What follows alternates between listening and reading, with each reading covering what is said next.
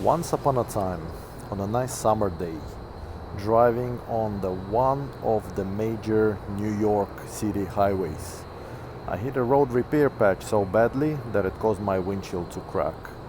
So in this video, I will walk you through the steps I took to replace my windshield. And we are talking about 1986 TVR Tasmin 280i.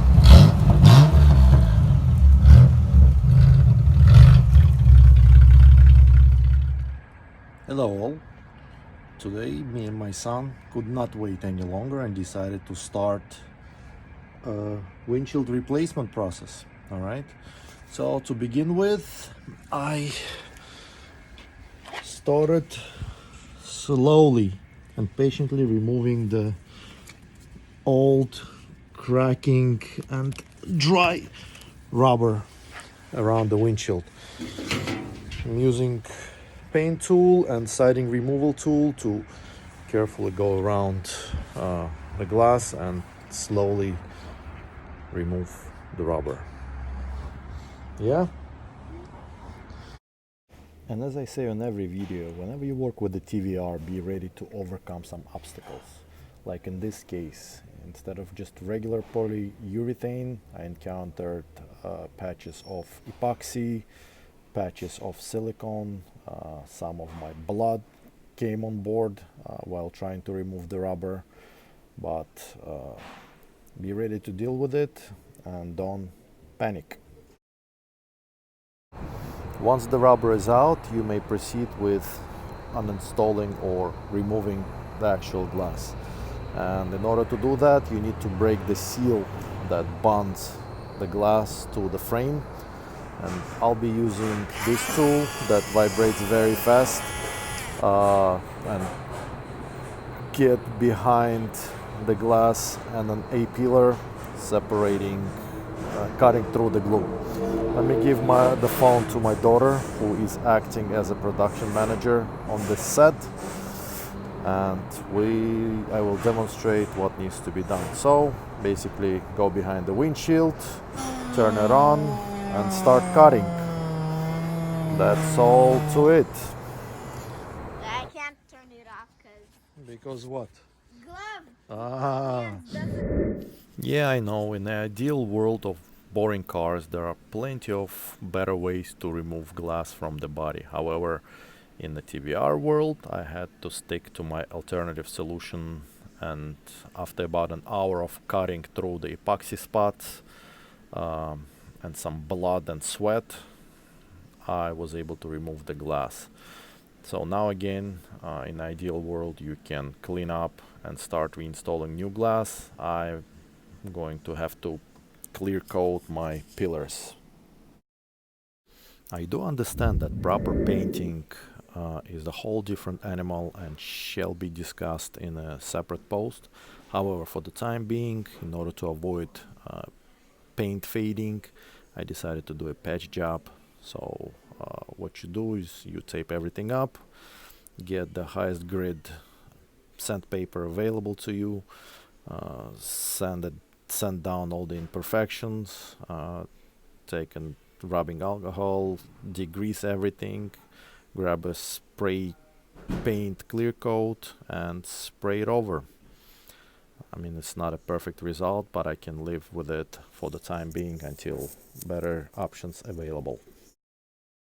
You can clearly see an eggshell kind of look on my pillars, which I will compound and wax. Maybe I'll get some shine out of it, and it's good enough for me for the time being.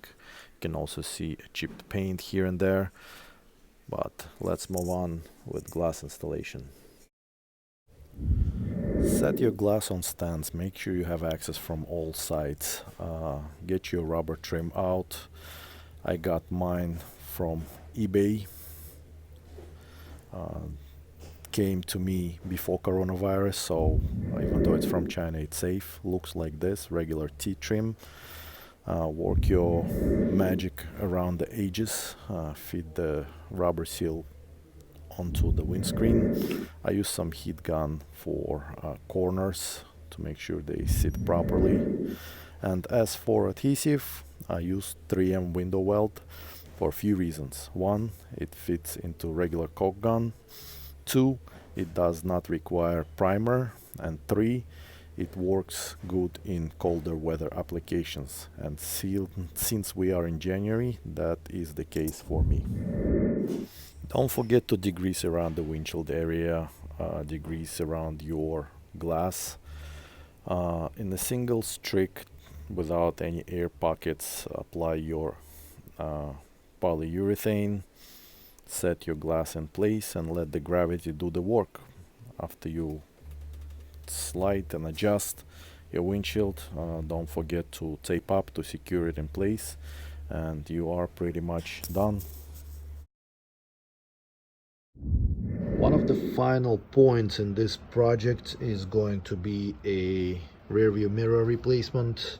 The reason behind is the original one has the solid metal base that glued directly to the windshield, and when sun heats it up, it has all the possibilities that your windshield will crack under the extensive heat.